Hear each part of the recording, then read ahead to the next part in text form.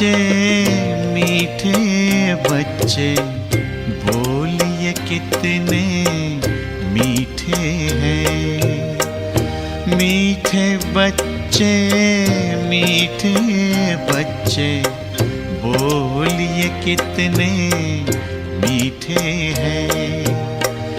मीठा हमें बनाते बाबा, मीठा हमें बनाते बाबा, आप बड़े ही मीठे हैं। मीठे बच्चे मीठे बच्चे बोलिए कितने मीठे हैं।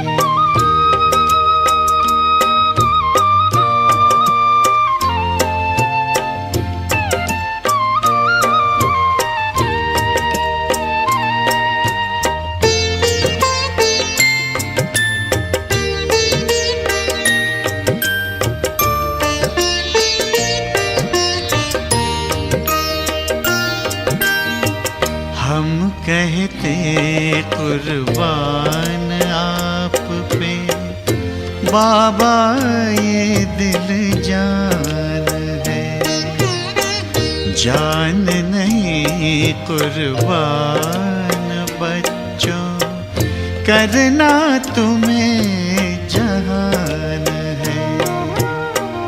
प्यार भरी इन शिक्षाओं से, प्यार भरी इन शिक्षाओं से सबके दिल को जीते हैं। मीठे बच्चे मीठे बच्चे बोलिए कितने मीठे हैं।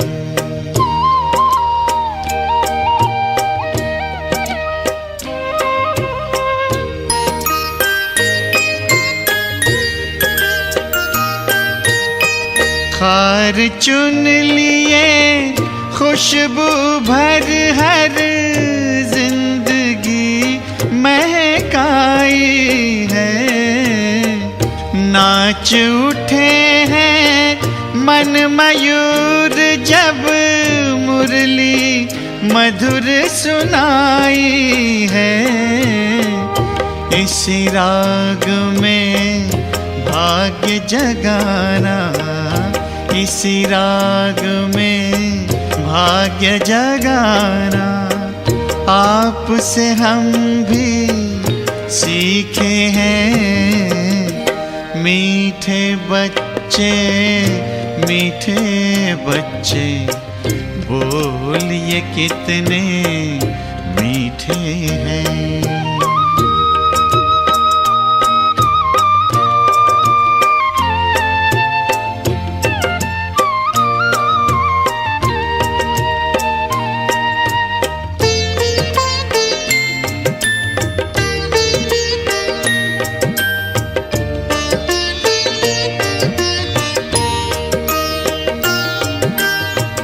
नाज उठाते हमें बिठाते आप तो अपने कंधों पर।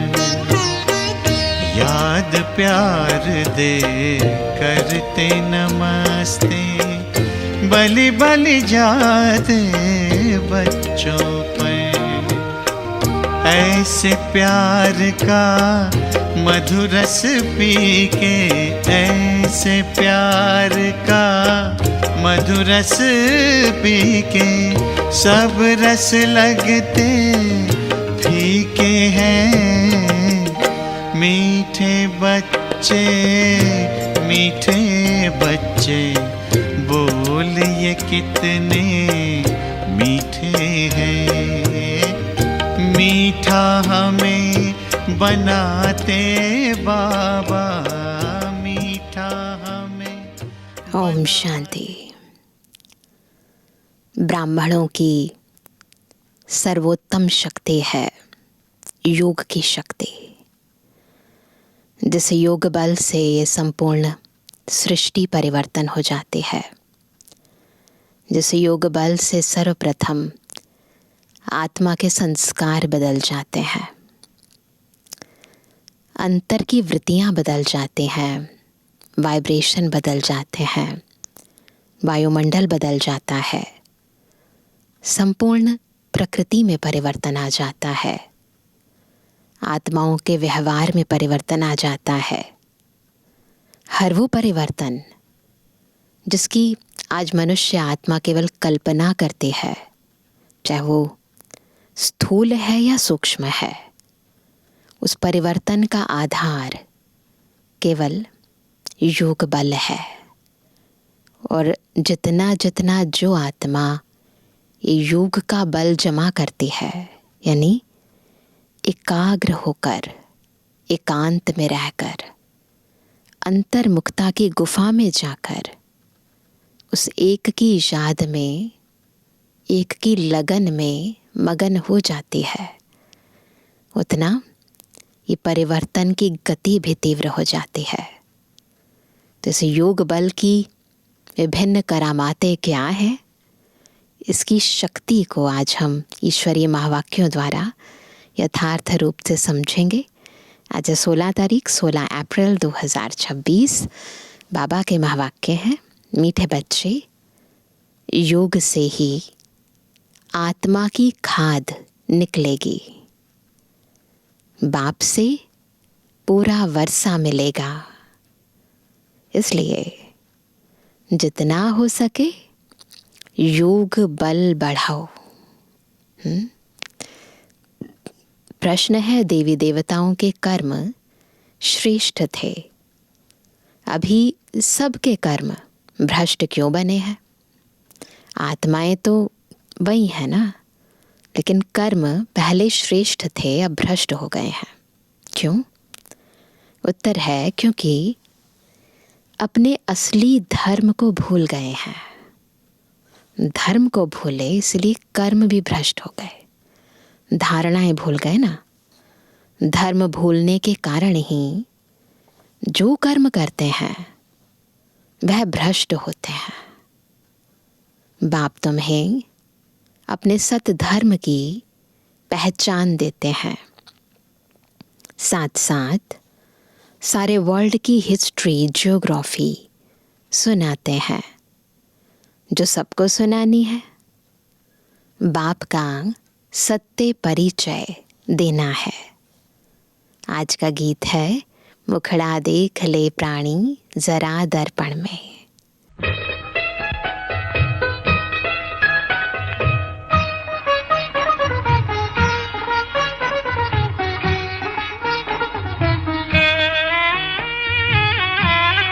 मुखड़ा देख ले प्राणी जरा दर्पण में हो, देख ले कितना पुण्य है, कितना पाप तेरे जीवन में। देख ले दर्पण में, मुखड़ा देख ले प्राणी जरा दर्पण में।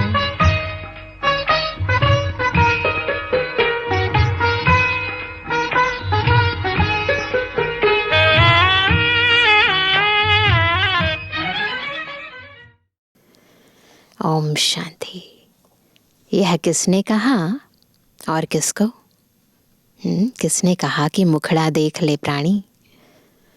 बाप ने कहा बच्चों को, जिन बच्चों को पतित से पावन बना रहे हैं, उन बच्चों को कहा। बच्चे जान गए हैं, हम भारतवासी जो देवी देवता थे वह अब 84 जन्मों का चक्र लगाए सतो प्रधान से पास कर सतो रजो तमो और अब तमो प्रधान बन गए हैं। अब फिर तमो प्रधान बन गए, अब फिर पतितों को पावन बनाने वाला बाप कहते हैं। अपने दिल से पूछो कि कहाँ तक हम पुण्य आत्मा बने हैं। खुद से पूछो। तुम सतुप्रधान पवित्र आत्मा थे जब वहाँ पहले पहले तुम देवी देवता कहलाते थे। जिसको आदि सनातन देवी देवता धर्म कहा जाता था, अभी कोई भारतवासी अपने को देवी देवता धर्म के नहीं कहलाते। हिंदू तो कोई धर्म है नहीं, परंतु पतित होने के कारण अपने को देवता कहला नहीं सकते। सतयुग में देवताएं पवित्र थे, पवित्र प्रवृत्ति मार्ग था। यथा राजा रानी तथा प्रजा पवित्र थे। भारतवासियों को बाप याद दिलाते हैं कि तुम पवित्र प्रवृत्ति मार्ग वाले आदि सनातन देवी देवता धर्म वाले थे। उसको स्वर्ग कहा जाता था। वहाँ एक ही धर्म था। पहला नंबर महाराजा महारानी लक्ष्मी नारायण थे, उनकी भी डिनाइस्टी थी। और भारत बहुत धनवान था। वह सतयुग था, याद आ रहा है ना सबको। फिर आए त्रेता में, तब भी पूज्य देवी देवता व क्षत्रिय कहलाते थे। वह लक्ष्मी नारायण का राज्य, वह सीता राम का राज्य, वह भी डिनाइस्टी चली।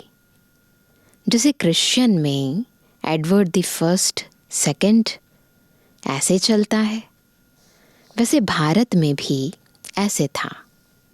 5000 वर्ष की बात है, अर्थात 5000 वर्ष पहले भारत पर इन लक्ष्मी नारायण का राज्य था।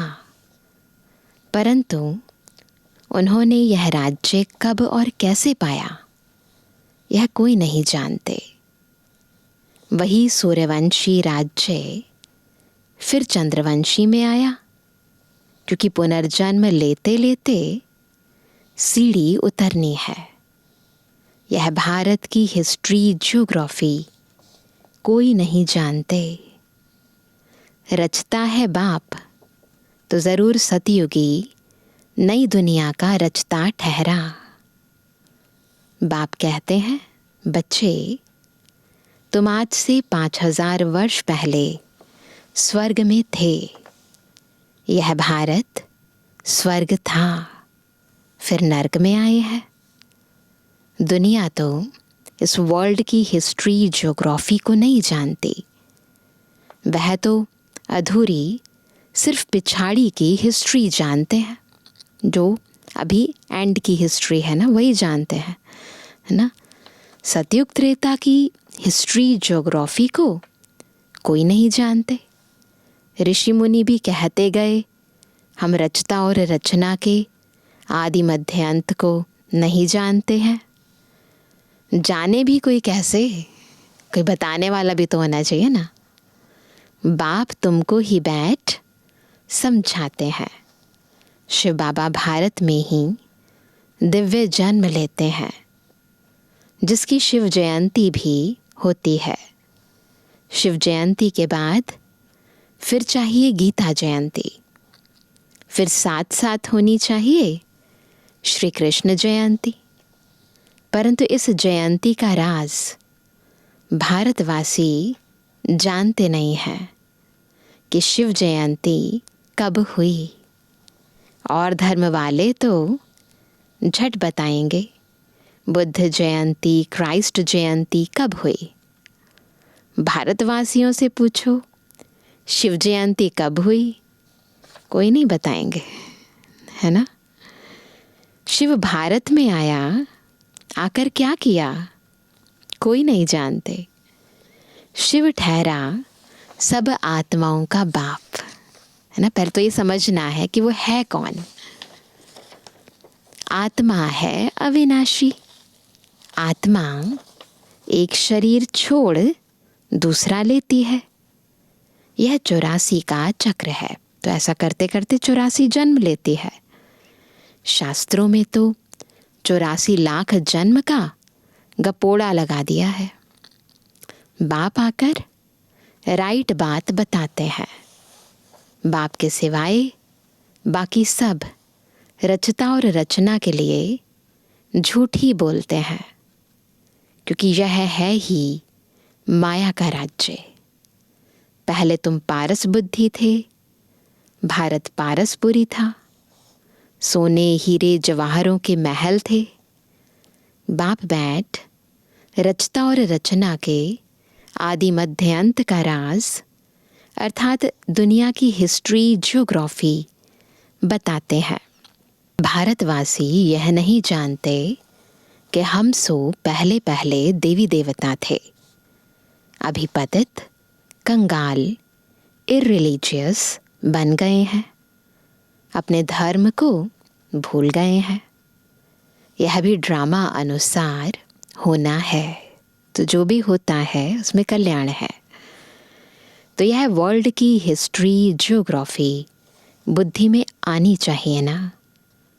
ऊंच ते ऊंच सर्वात्माओं का बाप मूल वतन में रहते हैं, फिर है सूक्ष्म वतन, यह है स्थूल वतन। बाबा ने तीनों कालों का और फिर तीनों लोकों का भी रहस्य बताया। सूक्ष्म वतन में सिर्फ ब्रह्मा विष्णु शंकर रहते हैं, उनकी दूसरी कोई हिस्ट्री ज्योग्राफी नहीं है। यह 3 तबके हैं, है ना। 3 तबके होते हैं ना, अलग अलग फ्लोर्स होती हैं जैसे वैसे। गॉड इज वन, उनकी रचना भी एक है, जो चक्र फिरता रहता है। सतयुग से त्रेता, फिर द्वापर, कलयुग में आना पड़े। 84 जन्मों का हिसाब चाहिए ना, जो कोई भी नहीं जानते हैं, ना कोई शास्त्र में है। 84 जन्मों का पाठ तुम बच्चे ही बजाते हो। बाप तो इस चक्र में नहीं आते हैं, बाबा चक्र में नहीं आते, पर चक्र का सारा राज जानते हैं। हम चक्र में आते हैं और भूल जाते हैं। बच्चे ही पावन से पतित बन जाते हैं, इसलिए चिल्लाते हैं, बाबा आकर हमको फिर से पावन बनाओ। एक को ही सब पुकारते हैं। रावण राज्य में जो सब दुखी हो पड़े हैं, उनको आकर लिबरेट करो, फिर राम राज्य में ले जाओ। आधा कल्प है राम राज्य, आधा कल्प है रावण राज्य। भारतवासी जो पवित्र थे वही पतित बनते हैं।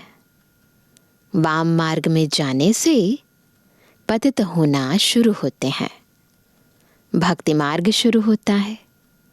अभी तुम बच्चों को ज्ञान सुनाया जाता है, जिससे आधा कल्प 21 जन्म के लिए तुम सुख का वर्षा पाते हो। आधा कल्प ज्ञान की प्रालब्ध चलती है, फिर रावण राज्य होता है, गिरने लग पड़ते हैं। तुम दैवी राज्य में थे, फिर आसुरी राज्य में आ गए हो। इसको हेल भी कहते हैं, आसुरी राज्य को हेल यानी नर्क भी कहते हैं। तुम हेवन में थे, फिर 84 जन्म पास कर हेल में आकर पड़े हो। वह था सुख धाम, यह है दुख धाम। 100% इंसॉल्वेंट। 84 जन्मों का चक्र लगाते वही भारतवासी पूज्य से पुजारी बन गए हैं। इसको ही वर्ल्ड की हिस्ट्री ज्योग्राफी कहा जाता है। यह है सारा तुम भारतवासियों का चक्र ना, और किसी खंड का ये चक्र नहीं है, और किसी धर्म का ये चक्र नहीं है। ये भारतवासियों का चक्र है। और धर्म वाले तो 84 जन्म नहीं लेते हैं, वह सतयुग में होते ही नहीं। सतयुग त्रेता में सिर्फ भारत ही था। सूर्यवंशी, चंद्रवंशी, फिर वैश्यवंशी, शूद्रवंशी। अभी फिर तुम आकर ब्राह्मण वंशी बने हो। देवतावंशी बनने के लिए। यह है भारत के वर्ण। अभी तुम ब्राह्मण बनने से शिव बाबा से वर्षा ले रहे हो। बाप तुमको पढ़ा रहे हैं 5000 वर्ष पहले मुआफिक। कल्प कल्प तुम पावन बन फिर पतित बनते हो। सुख धाम में जाकर फिर दुख धाम में आते हो, फिर शांति धाम में जाना है, जिसको निराकारी दुनिया कहा जाता है। आत्मा क्या है, परमात्मा क्या है, यह कोई भी मनुष्य नहीं जानते हैं, केवल हम जानते हैं। आत्मा भी एक स्टार, बिंदी है।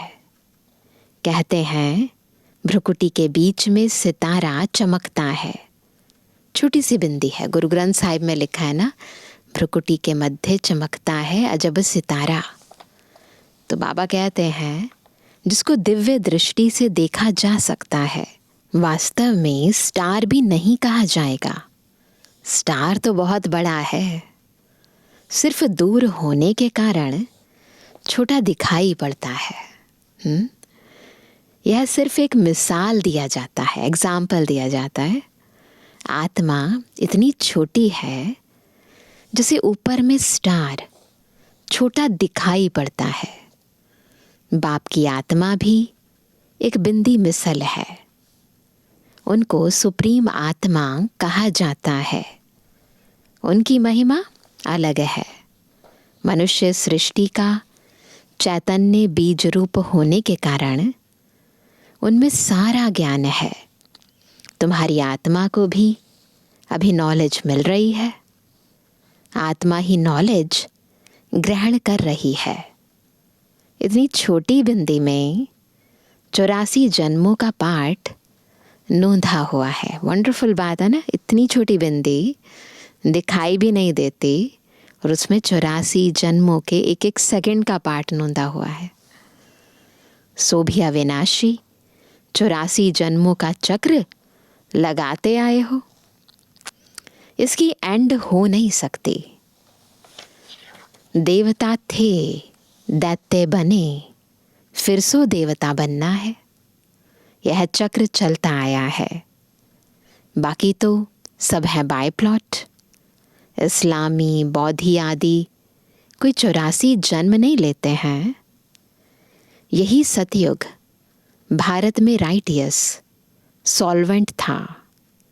फिर 84 जन्म ले विशियस बने हैं। यह विशियस वर्ल्ड है। 5000 वर्ष पहले प्योरिटी थी, पीस भी थी, प्रॉस्पेरिटी भी थी। बाप बच्चों को याद दिलाते हैं मुख्य है प्योरिटी। इसलिए कहते हैं विशियस को वाइसलेस बनाने वाले आओ। वही सदगति देने वाला है, इसलिए वही सतगुरु है। अभी तुम बाप द्वारा बैगर टू प्रिंस बन रहे हो, अथवा नर से नारायण, नारी से लक्ष्मी बनते हो। तुम्हारा यह राजयोग है ना। योग लगाते हैं, राजाओं का राजा बन जाते हैं। पहले स्वराज्य अधिकारी, फिर विश्व राज्य अधिकारी बन जाते हैं। भारत को ही अब बाप द्वारा राजाई मिलती है। आत्मा ही 84 जन्म लेती है। आत्मा ही पढ़ती है शरीर द्वारा। शरीर नहीं पढ़ता, आत्मा संस्कार ले जाती है।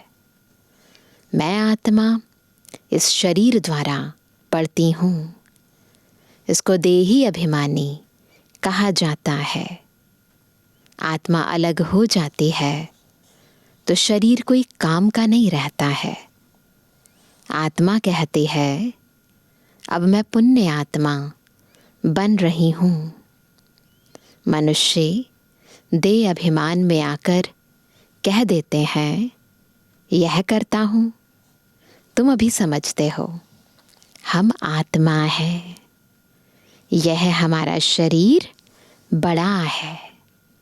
परमात्मा बाप द्वारा मैं आत्मा पढ़ रही हूँ। अब ये समझते हैं हम, है ना। जितना जितना स्थिति सूक्ष्म होती जाती है उतना सूक्ष्म रूप में बाबा के जो महावाक्य हैं वो धारण होने लगते हैं, उनका अर्थ समझ में आता है। नहीं तो महावाक्य भी वाक्य बन जाते हैं, उनमें भी स्थूलता भर जाती है। अगर हम बॉडी कॉन्शियस होकर महावाक्य सुनते हैं तो उनकी महानता खत्म हो जाती है। अगर सोल कॉन्शियस होकर सुनते हैं तो वो महावाक्य हमारे जीवन को महान बना देते हैं। तो बाबा कहते हैं परमात्मा द्वारा मैं आत्मा पढ़ रही हूँ। बाप कहते हैं माम एकम याद करो। तुम गोल्डन एज में सतु प्रधान थे, फिर तुम्हारे में एलॉय पड़ी है। खाद पढ़ते पढ़ते तुम पावन से पतित बन पड़े हो। अब फिर पावन बनना है, इसलिए कहते हैं हे पतित पावन आओ, आकर हमको पावन बनाओ। तो बाप राय देते हैं, क्या राय देते हैं कि हे पतित आत्मा, कौन है हम अभी? पतित आत्मा। कि हे पतित आत्मा, मुझ बाप को याद करो तो तुम्हारे से खाद निकलेगी और तुम पावन बन जाएंगे। उनको प्राचीन योग कहा जाता है। इस याद अर्थात योग अग्नि से खाद भस्म होगी। मूल बात है पतित से पावन बनना। साधु संत आदि सब पतित है। पावन बनने का उपाय बाप ही बताते हैं। माम एकम याद करो। यह अंतिम जन्म पवित्र बनो। खाते पीते चलते फिरते माम एकम याद करो, क्योंकि तुम सब आत्माओं का यानी आशिकों का माशूक मैं हूँ। तुमको हमने पावन बनाया था, फिर पतित बने हो। सभी भक्तियाँ आशिक हैं। माशूक कहते हैं कर्म भी भल करो, बुद्धि से मुझे याद करते रहो तो विकर्म विनाश होंगे। यह मेहनत है, तो बाप को याद करना चाहिए ना, वर्षा पाने के लिए। जो जास्ती याद करेंगे उनको वर्षा भी जास्ती मिलेगा। यह है याद की यात्रा। जो जास्ती याद करेंगे वही पावन बन आकर मेरे गले का हार बनेंगे।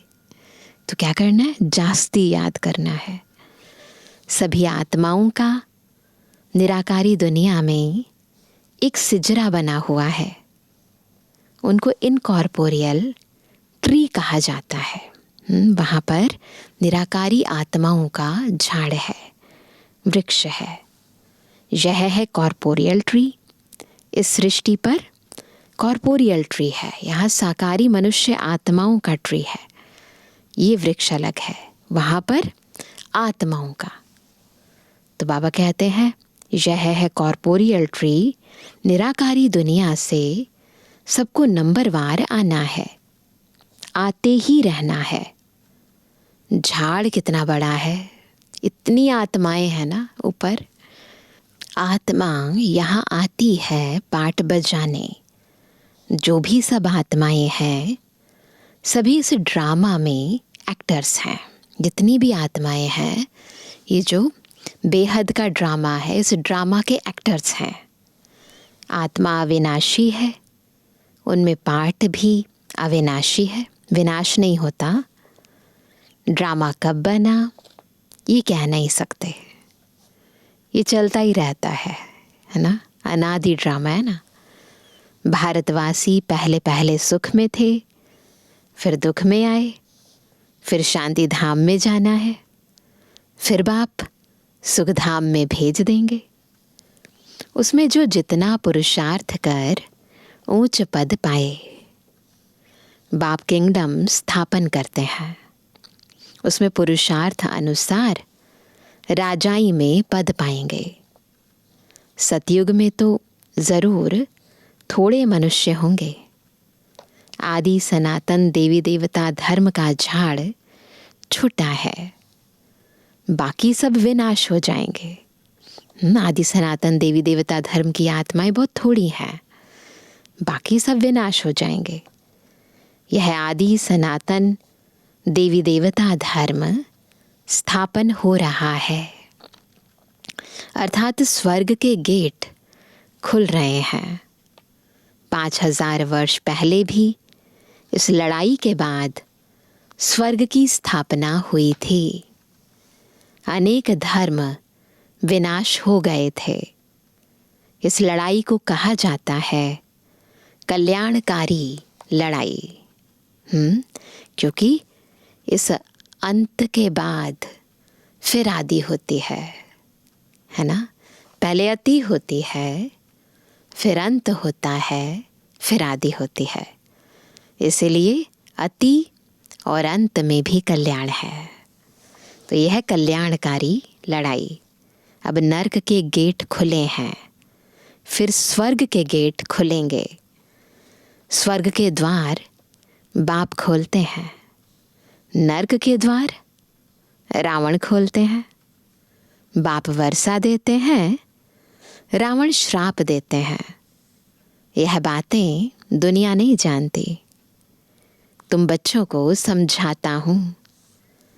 एजुकेशन मिनिस्टर भी बेहद की नॉलेज चाहते हैं, सो तो तुम ही दे सकते हो, बाकी तो किसी को पता ही नहीं है। परंतु तुम हो गुप्त, तुमको पहचानते ही नहीं है। तुम योग बल से अपनी राजाई ले रहे हो। लक्ष्मी नारायण ने यह राज्य कैसे पाया, सो तुम जानते हो। इसको कहा जाता है ऑस्पिशियस, कल्याणकारी युग। जबकि बाप आकर पावन बनाते हैं। श्री कृष्ण को तो सभी बाप नहीं कहेंगे, है ना। कोई कहेगा श्री कृष्ण को बाप, बाबा तो नहीं कहते, बेबी ज़रूर कहते हैं ना। बाप निराकार को कहा जाता है। उस बाप को याद करना है, पावन भी बनना है। विकारों को ज़रूर छोड़ना पड़े। भारत वॉइसलेस सुख धाम था, अब विशस दुख धाम है। वर्थ नॉट अ पैनी है। यह ड्रामा का खेल है, जिसको बुद्धि में धारण करके औरों को भी कराना है। अच्छा मीठे किसी के लिए जवानी बच्चों पे जुबानी बाप दादा का दिल जान सको प्रेम से नंबरवार प्रसाद अनुसार यादगार और रूहानी बच्चों की रूहानी बाप दादा को गुड मॉर्निंग, नमस्ते नमस्ते नमस्ते। धारणा के लिए मुख्य सार पहला, याद से पावन बन, बाप के गले का हार बनना है। कर्म करते भी बाप की याद में रहे, विकर्मा जीत बनना है। इम्पॉर्टेंट है याद। दूसरा, पुण्य आत्मा बनने का पूरा पूरा पुरुषार्थ करना है। देह अभिमान छोड़ देही अभिमानी बनना है। वरदान है, अपने बुद्धि रूपी नेत्र को क्लियर और केयरफुल रखने वाले मास्टर नॉलेजफुल पावरफुल भव। कैसे बनेंगे मास्टर नॉलेजफुल पावरफुल? जब अपने बुद्धि रूपी नेत्र को एक तो क्लीन रखेंगे, क्लियर रखेंगे, और दूसरा केयरफुल रहेंगे, है ना। जैसे ज्योतिषी अपने ज्योतिष की नॉलेज से, ग्रहों की नॉलेज से आने वाली आपदाओं को जान लेते हैं, ऐसे आप बच्चे इन एडवांस माया द्वारा आने वाले पेपर्स को परख कर पास विद ऑनर बनने के लिए अपने बुद्धि रूपी नेत्र को क्लियर बनाओ और केयरफुल रहो। दिन प्रतिदिन याद की व साइलेंस की शक्ति को बढ़ाओ तो पहले से ही मालूम पड़ेगा कि आज कुछ होने वाला है। इंट्यूशन पावर तेज हो जाएगी। मास्टर नॉलेजफुल पावरफुल बनो तो कभी हार नहीं हो सकती। आज का स्लोगन है, पवित्रता ही नवीनता है और यही ज्ञान का फाउंडेशन है। पवित्रता ही नवीनता है और यही ज्ञान का फाउंडेशन है। आज का व्यक्त इशारा, महान बनने के लिए मधुरता और नम्रता का गुण धारण करो। आप बच्चों की चलन में मधुरता और मनसा में बेहद की वैराग्य वृत्ति हो। चलन में मधुरता, मनसा में बेहद की वैराग्य वृत्ति। बैलेंस, कितना वंडरफुल बैलेंस है। अंदर से वैराग्य है, मुख पर मधुर बोल है। दोनों स्मृति रहे तो पास विद ऑनर्स बन जाएंगे।